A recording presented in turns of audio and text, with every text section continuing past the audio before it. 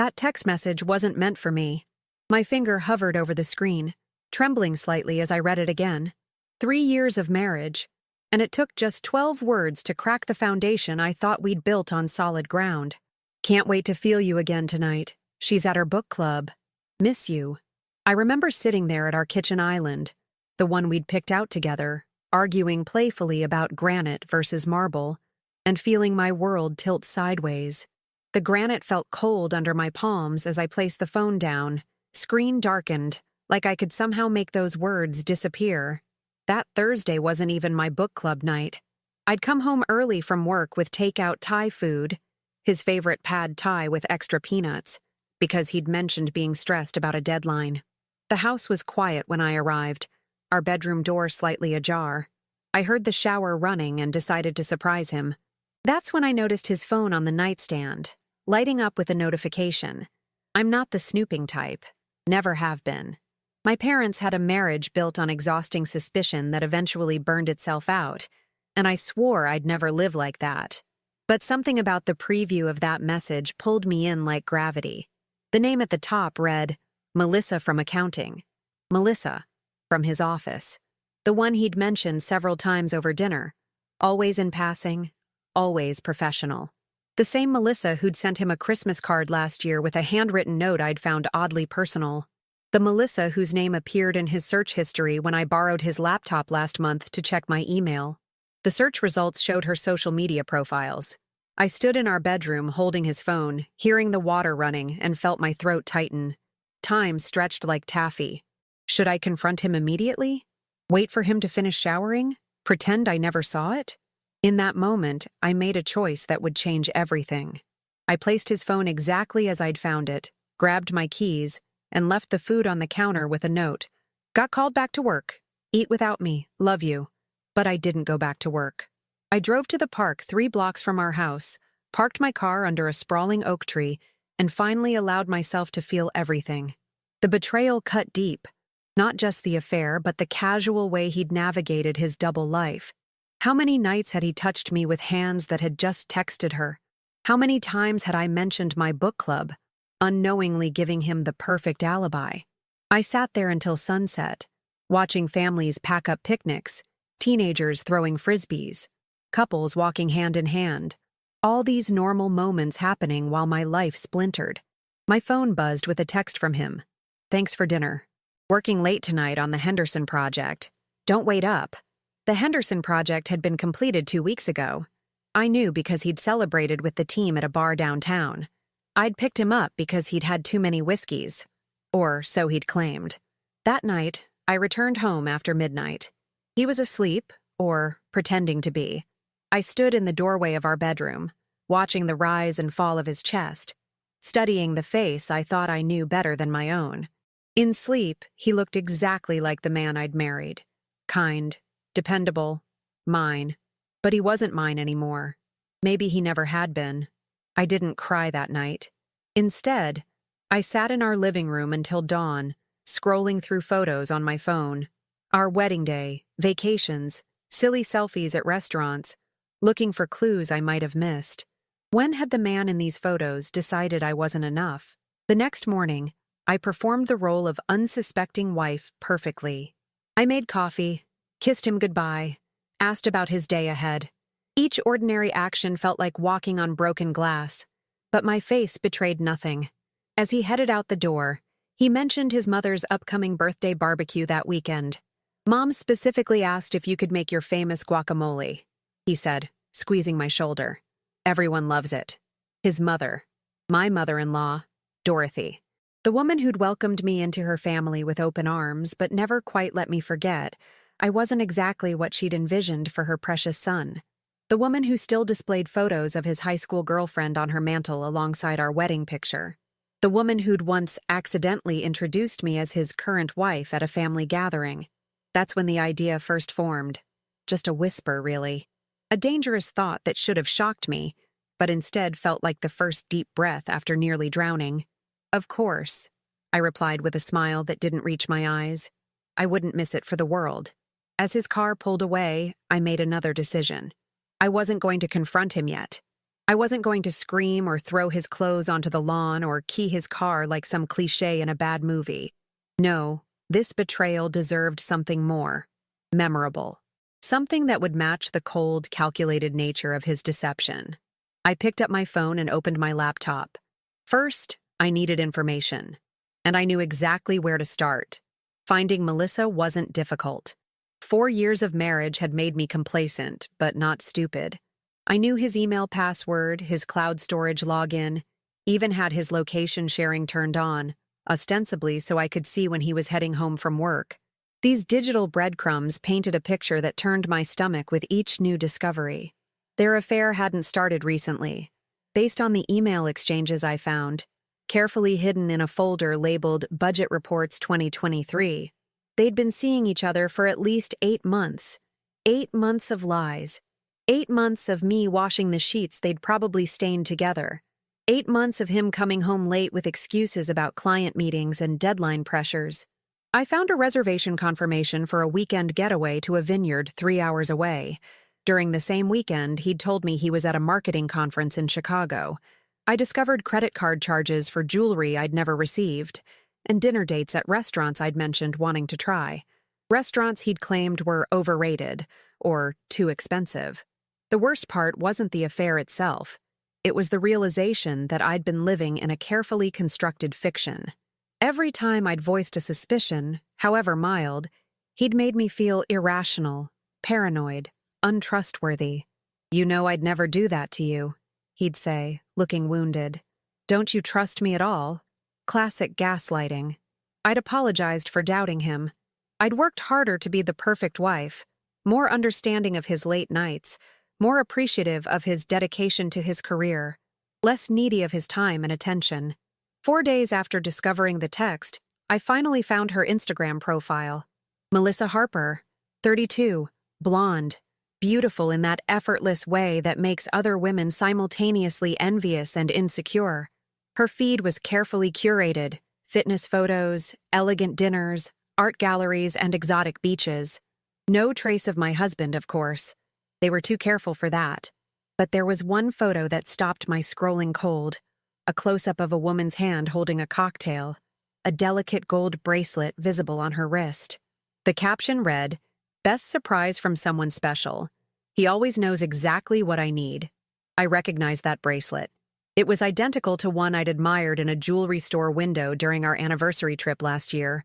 When I'd pointed it out, my husband had nodded absently, commenting that it looked nice but overpriced. 2 weeks later, a charge from that same jewelry store appeared on our credit card statement. When I'd asked about it, he'd explained he'd bought his mother a birthday gift. His mother's birthday was 6 months away. That night, as my husband slept beside me, I lay awake piecing together a timeline of betrayal. The business trips that ran long. The sudden gym membership he'd been so devoted to. The new cologne he'd started wearing. Just trying something different. The password on his laptop that hadn't worked when I'd tried to print something for work, forcing him to quickly type it in himself. The way he'd started taking his phone into the bathroom during showers. All these things I'd noticed but dismissed, choosing to believe the man I loved wouldn't hurt me this way. I'd trusted him completely, defended him fiercely to friends who'd raised gentle concerns about his increasingly frequent absences. "He's building his career," I'd explained. "We're investing in our future." What future? The one where he eventually left me for Melissa? Or the one where I remained blissfully ignorant while he maintained his double life indefinitely? The pain was physical, a constant ache beneath my ribs that made it difficult to breathe normally. I lost 5 pounds that week, simply because food tasted like ash. Sleep became a luxury I couldn't afford as I spent nights combing through digital evidence of his betrayal. At work, I moved through my days on autopilot, nodding at appropriate moments during meetings, smiling mechanically at colleagues' jokes. One evening, as I was preparing dinner, his favorite lasagna, ironically, my sister called. We'd always been close, speaking several times a week, but I'd been avoiding her calls since discovering the affair. She knew me too well. She'd hear the fracture in my voice immediately. "Hey, stranger," she said when I finally answered. "You alive over there?" "Just busy," I replied, trying to sound normal. "Work's been crazy." A pause. "Are you okay?" You sound off. I nearly told her everything then. The text, Melissa, the months of lies. The words rose in my throat like bile, but something stopped me. Saying it aloud would make it real in a way I wasn't ready to face. More importantly, my sister would insist I confront him immediately, demand answers, file for divorce. The conventional approach. I'm fine, I lied. Just fighting a cold. After hanging up, I stirred the sauce mechanically, watching the wooden spoon create swirls of red against the stainless steel pot. That's when another text arrived from him. Stuck at work again. Don't wait up. I placed my phone screen down on the counter and continued stirring, my mind suddenly, eerily calm. I'd given this man everything. My trust, my love, my unwavering support through career changes and family crises. I'd stood by him when his father died 2 years ago, coordinating the funeral arrangements while he processed his grief. I'd worked extra hours to support us when he wanted to take 3 months off to find his passion last year. I'd postponed having children because he wasn't ready yet.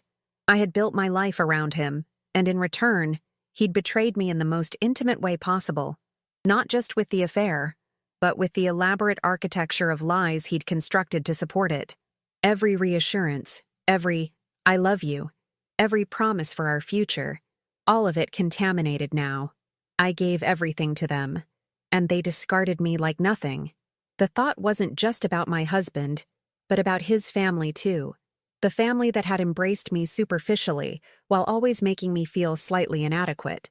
His mother, who critiqued my cooking under the guise of helpful suggestions. His sister, who still referred to me as his new girl after 4 years of marriage. His father, before he passed, who'd once drunkenly mentioned that my husband had married down career-wise. As I dumped the untouched lasagna into the trash that night, I made a decision. I wouldn't just confront my husband or simply leave him. No, this betrayal, this complete dismantling of my reality, deserved something more, comprehensive.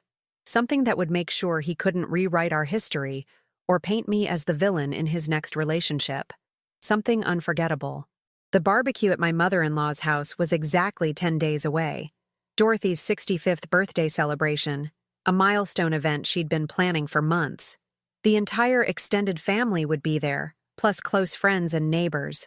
My husband had mentioned it would be the social event of the season in their family circle, rolling his eyes but secretly pleased by his mother's flair for gatherings. I needed to work quickly but carefully. No room for emotional outbursts or hasty decisions. This required precision. First, I needed concrete evidence beyond text messages and email threads. So I did something I never thought I was capable of. I hired a private investigator. Not some sketchy character from a film noir, but a middle-aged woman with 20 years of experience and impeccable online reviews. We met at a coffee shop 30 miles from my neighborhood. I don't need dramatic confrontations or embarrassing photos, I explained. I just need verification, documentation, and information. She nodded, understanding exactly what I needed without me spelling it out. Timeline, locations, frequency, and identity confirmation. I can have preliminary information within 48 hours. She was as good as her word. 2 days later, I had photos of my husband and Melissa entering a boutique hotel downtown, time-stamped during hours he was supposedly at client meetings. I had recordings of their conversations in public spaces, nothing explicit, but intimate enough to remove any doubt about the nature of their relationship. Most valuably, I had Melissa's personal information, home address, phone number, and workplace details. But the most surprising discovery wasn't about their affair at all. It was about my husband's finances. You might want to look into your joint accounts, the investigator mentioned casually during our second meeting. Something seemed off when I was tracking his movements. That night, while he slept, I did a deep dive into our financial situation. What I found made the affair seem almost secondary. He'd been systematically diverting money from our joint savings account, the one we'd established for our future home down payment, into a separate account I knew nothing about. Small amounts at first, then increasingly larger sums over the past year. Nearly $30,000 missing. I also discovered he'd taken out a personal loan 3 months ago without discussing it with me. despite the fact that such financial decisions were supposed to be made jointly according to our prenuptial agreement. Yes, we had a prenup. His mother had insisted, citing his family wealth, that needed protection. The irony wasn't lost on me now. With trembling hands, I documented everything, making copies of statements and transferring them to a secure cloud account only I could access. Then I called my college roommate, now a successful divorce attorney in another state. "Don't confront him yet," she advised after I shared the financial discoveries. "Document everything. Forward all evidence to a secure email he can't access. And maybe consider moving some money yourself, just enough to ensure you're protected when this blows up." The next day, I opened my own separate account and transferred a reasonable amount from our joint checking. Not enough to alert him, but sufficient to give me a cushion. I also contacted a local attorney specializing in divorce cases, scheduling a consultation for later that week. But the most important call I made was to my mother-in-law. "Dorothy," I said warmly when she answered, "I'm so excited about your birthday barbecue. I was wondering if I could bring someone special. A friend from my husband's office who's been going through a tough time. I think being surrounded by family might cheer her up." "Oh," Dorothy sounded surprised but pleased by my apparent thoughtfulness. "Of course, dear. The more the merrier. What's her name?" "Melissa," I replied, my voice steady despite my racing heart. "Melissa Harper. She works with my husband in accounting." "That's so kind of you to include her," Dorothy gushed. "I always say you can tell a person's character by how they treat others in need." If only she knew. The final piece fell into place when I accidentally mentioned to my husband that I'd invited Melissa to the barbecue. We were having breakfast. He was scrolling through his phone, probably texting her, while I buttered toast with carefully controlled movements. "By the way," I said casually, "I hope you don't mind, but I invited your colleague Melissa to your mom's barbecue this weekend." His coffee mug froze midway to his lips. "You... what?" "Melissa from accounting," I clarified, watching his face pale slightly. "We ran into each other at that cafe near your office yesterday. She mentioned she was new to town and didn't know many people, so I thought your mom's party would be perfect. You know how welcoming Dorothy is." He stammered. "I don't think that's a good idea. Mom's pretty specific about her guest list." "Already cleared it with her," I replied, taking a bite of toast. "She was thrilled at the idea of meeting one of your colleagues, said it was about time she met the people you spend so much time with." The panic in his eyes was almost satisfying enough on its own. "Almost. You should have discussed this with me first," he said, voice strained. I tilted my head, the picture of innocence. "Why? Is there a problem with Melissa?" He recovered quickly, years of lying serving him well. "No, of course not. It's just, office politics can be complicated." "Well, it's all set," I said with finality. I even offered to pick her up since it's on our way. She seemed so grateful for the invitation. The rest of that week was a masterclass in deception, one I'd learned from the best. I maintained a perfect facade of normalcy, making dinner, discussing weekend plans, even initiating sex one night, which he claimed to be too tired for. Meanwhile, I was methodically laying groundwork. I found Melissa's professional email through my husband's work directory and sent her a warm message, explaining that I'd spoken with my husband about including her in our family event. "He thinks you'd really enjoy meeting everyone," I wrote. "He speaks so highly of your work ethic and contributions to the team." She responded within hours, clearly thrilled at the legitimization of her presence in his life, however manufactured. "That's so kind of you both. I'd love to come. Are you sure his mother won't mind an extra guest?" "Dorothy's excited to meet you," I assured her. "She loves including my husband's colleagues in family functions." Then I called my mother-in-law again, cementing the plan. "Melissa's so looking forward to meeting everyone," I told her. "She's heard so much about the family from my husband." Dorothy, always eager to expand her social circle, was delighted. "I'll make sure to introduce her to everyone." "Does she have any dietary restrictions for the barbecue?" "None that I'm aware of," I replied, "but I'll check with my husband." They work closely together. Every night that week, as my husband slept beside me, this stranger I'd pledged my life to, I refined my approach. This wasn't about creating a scene or public humiliation. This was about justice, cold, calculated, and complete. The kind that couldn't be explained away or minimized. The kind he'd never forget.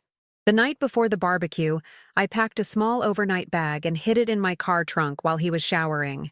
I'd prepared for every contingency, every possible reaction. I'd armed myself with knowledge, evidence, and most importantly, the element of surprise. "Looking forward to tomorrow?" he asked as we got into bed, his voice carefully neutral. "More than you can imagine," I replied truthfully. "I think it's going to be an unforgettable day for everyone." He had no idea how right I was. Dorothy's backyard had been transformed for her birthday celebration. White tents, fairy lights strung between trees, flowers everywhere. Classic Dorothy, who never missed an opportunity for tasteful extravagance. By 3 o'clock, the space was filled with family members, neighbors, and friends from her country club. My husband had been anxious all morning, checking his phone constantly, making excuses to step away for work calls. I'd watched him send frantic texts, presumably to Melissa, likely trying to convince her not to come. But I'd anticipated this, setting up a contingency I hadn't shared with him. I'd arranged to pick Melissa up personally. I thought we'd give her a ride. I'd announced that morning while applying mascara carefully in the bathroom mirror. "Since she's on our way, I don't think—" he'd started. "It's already arranged." I'd cut him off. "She's expecting us at 2:30. The look of pure panic on his face almost made me laugh. Almost. When we pulled up to her apartment building, a sleek downtown complex with a doorman, my husband remained in the car, claiming a sudden migraine. "Perfect. I'll just run up and get her," I said sweetly, patting his arm. "Take some aspirin. There's some in my purse." Melissa answered her door looking stunning. Summer dress, perfect makeup, nervous smile. She'd clearly dressed to impress his family, unaware she was walking into a carefully orchestrated reckoning. "So nice to finally meet you in person," I said, extending my hand.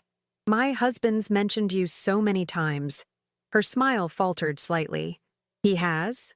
"Of course," I replied warmly. "Shall we go?" "He's waiting in the car."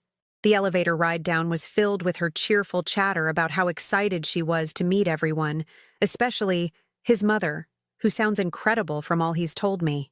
I nodded encouragingly, watching her dig her grave deeper with every word. The moment she slid into the back seat of our car was priceless. Her bright, "Hey you," followed by stunned silence when she saw his ashen face. His eyes met mine in the rearview mirror, pleading, terrified. "Migraine," I explained to her. "He gets them when he's stressed, but he wouldn't miss his mother's birthday for anything, would you, honey?" The 20-minute drive to Dorothy's house was excruciating for them, delicious for me. I maintained a steady stream of conversation. Office politics, the family members she'd meet, inside jokes from our marriage. Each topic was a carefully placed landmine. When I casually mentioned the vacation we were planning for our anniversary, Melissa went completely silent. "Did he tell you about our plans to renew our vows in Bali?" I asked her. "It was his idea. So romantic." My husband's knuckles turned white on his knees. He hadn't spoken a word since she'd entered the car. When we arrived at Dorothy's house, I took Melissa's arm like we were old friends. "Let me introduce you to everyone," I said, leading her toward the crowded backyard. My husband trailed behind us, a condemned man walking to execution. Dorothy rushed over immediately, martini in hand. "You must be Melissa," she exclaimed. "We're so glad you could join us. Any friend of my son's is family to me." "Mother," my husband interrupted desperately, "I need to speak with you privately for a moment." "Nonsense," Dorothy waved him off. "I want to get to know Melissa. Come, dear, let me introduce you to everyone." As Dorothy paraded Melissa around, introducing her as my son's colleague, I watched my husband becoming increasingly frantic, downing 2 scotches in quick succession. Several times he tried to pull Melissa aside, but I remained close, inserting myself into every conversation, maintaining my role as gracious wife. The turning point came during dinner. Dorothy had arranged elaborate seating with name cards, and I'd called her that morning to ensure Melissa was seated directly across from my husband and me, with Dorothy at her right. Perfect positioning for what would come next. As the main course was served, Dorothy clinked her glass for attention. Before we eat, I want to thank everyone for coming to celebrate with me today. Family means everything to me, and I'm so blessed to have you all in my life. She turned to my husband, especially my wonderful son, who has always made me so proud, and his lovely wife, nodding at me, who has been such a perfect partner for him. My moment had arrived. I stood up slowly, raising my wine glass. I'd like to say something too, if I may. All eyes turned to me, including my husband's, now wide with terror. Family is indeed everything, I began. And truth is the foundation of family. Without honesty, what do we really have? The table fell silent. My husband reached for my arm under the table. I moved it away. I've recently discovered some truths about my own family that I think everyone here should know. My voice remained steady, almost conversational. For instance, did you know that my husband and Melissa aren't just colleagues? Melissa froze, fork halfway to her mouth. They've been sleeping together for 8 months, I continued calmly. In fact, they spent last weekend at the Lakeside Inn while I was told he was at a marketing conference in Chicago. The collective gasp around the table was audible. Dorothy's hand flew to her pearl necklace. But wait, there's more, I said, reaching into my purse and removing a folder. While discovering my husband's infidelity, I also found some interesting financial discrepancies.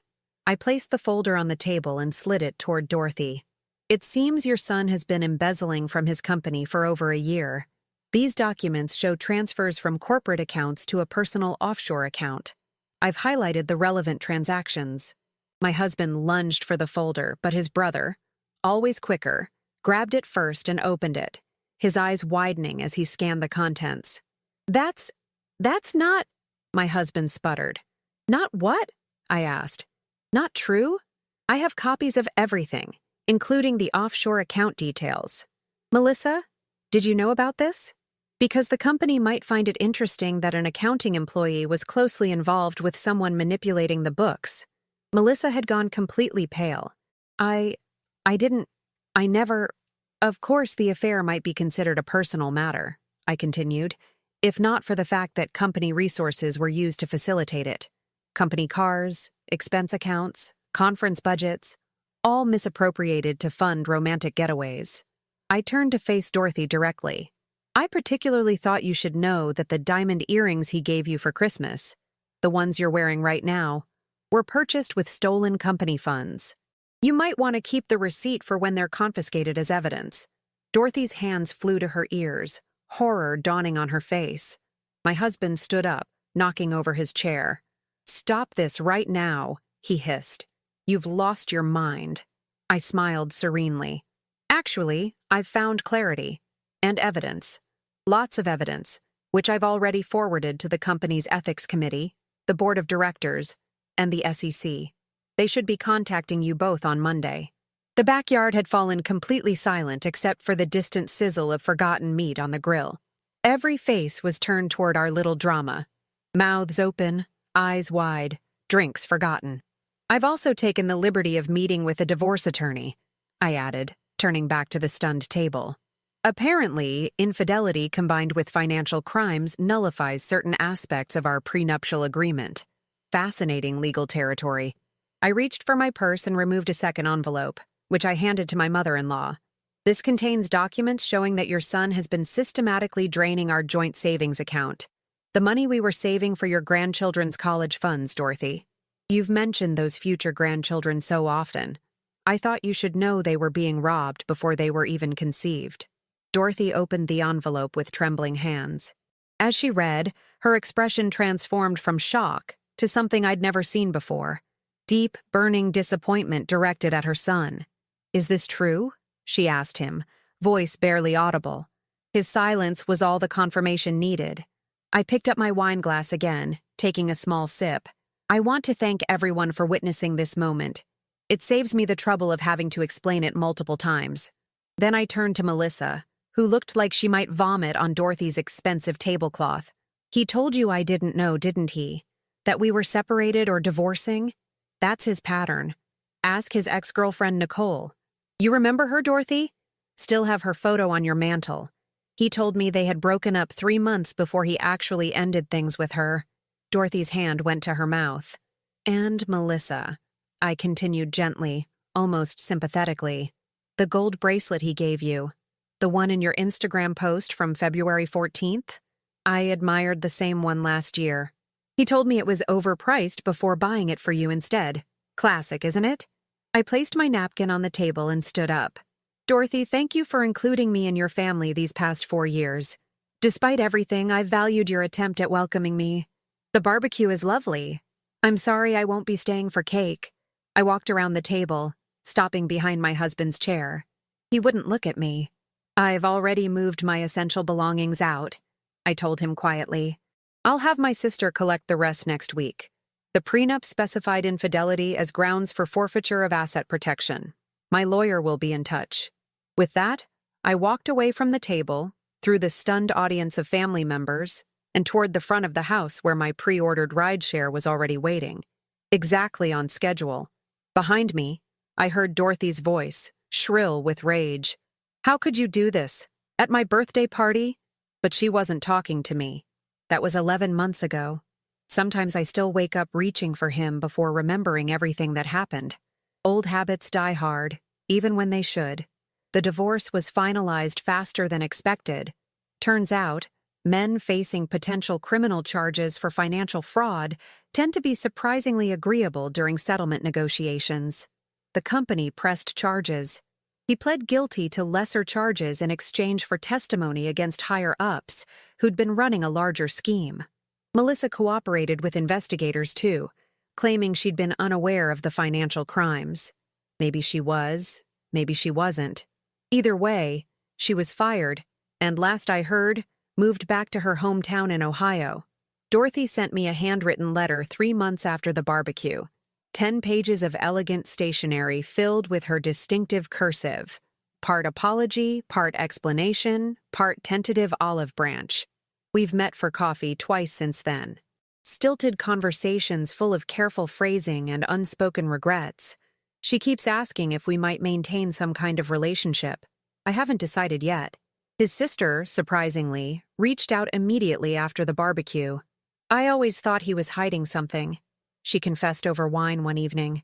He was always Dad's favorite, could do no wrong. It made him entitled. We've become something like friends now. Sometimes healing comes from unexpected directions. The money was mostly recovered, enough for me to put a down payment on a small house in a different neighborhood. Simple, clean, mine. No shared memories, no ghosts in the hallways. I painted every room myself, colors he would have hated. People ask if I regret the public nature of the revelation, if I couldn't have handled it more discreetly. They mistake my planning for cruelty, my precision for vindictiveness. What they don't understand is that secrecy was his weapon. Privacy protected his betrayal. Shadows nurtured his deception. I chose light instead. Some nights, sitting on my new porch swing, I replay the barbecue scene in my mind, not to savor his humiliation, but to remind myself of the moment I reclaimed my dignity. There's a difference. In that moment, watching the carefully constructed facade of his life collapse, I wasn't just exposing his betrayal. I was refusing to become a silent accessory to it. His mother called last week. His sentencing is approaching, and she wanted to know if I'd write a character letter to the judge. I declined politely. Some debts can't be paid with borrowed compassion. Yesterday, I received a job offer in Denver, a significant promotion, a fresh start. I accepted immediately. The mountains have always called to me, though he preferred beaches. Small decisions like these, choices made solely for myself, still feel revolutionary. Do I still love him? That's the question people seem most fascinated by, leaning forward at dinner parties, eyes wide with morbid curiosity. The truth is complicated. I love the man I thought he was. I grieve for the future we'll never have. But I don't regret setting fire to the beautiful, elaborate lie our marriage became. Sometimes the most loving thing you can do, for yourself and for others, is to tell the truth, however devastating. Secrets fester. Truth, however painful, eventually heals.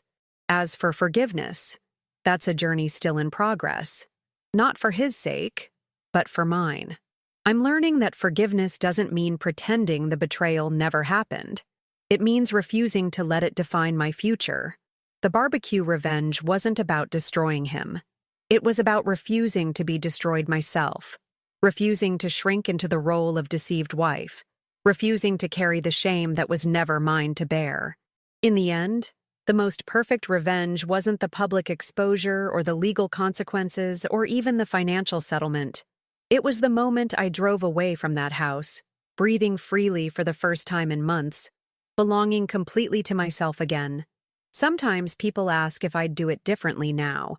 I always give the same answer. The only thing I regret is not ordering extra guacamole.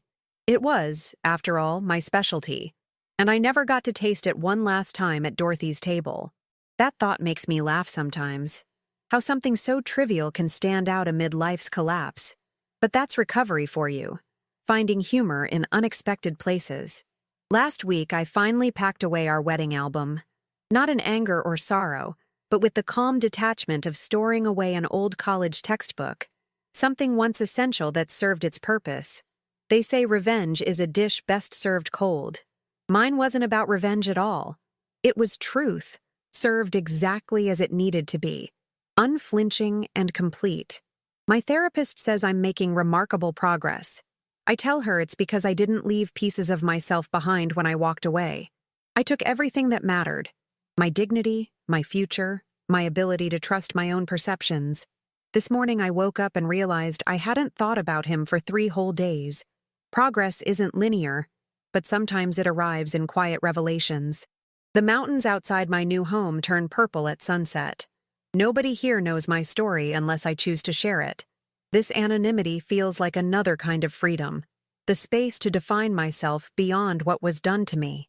Perhaps the truest form of healing isn't forgetting the past, but remembering it without letting it poison your present. I'm not there yet, but for the first time, I can see the path clearly. As for Dorothy's famous family barbecues, I hear they've grown considerably smaller these days. Sometimes justice doesn't need to announce itself. Sometimes it simply arrives, quiet as dawn, changing everything.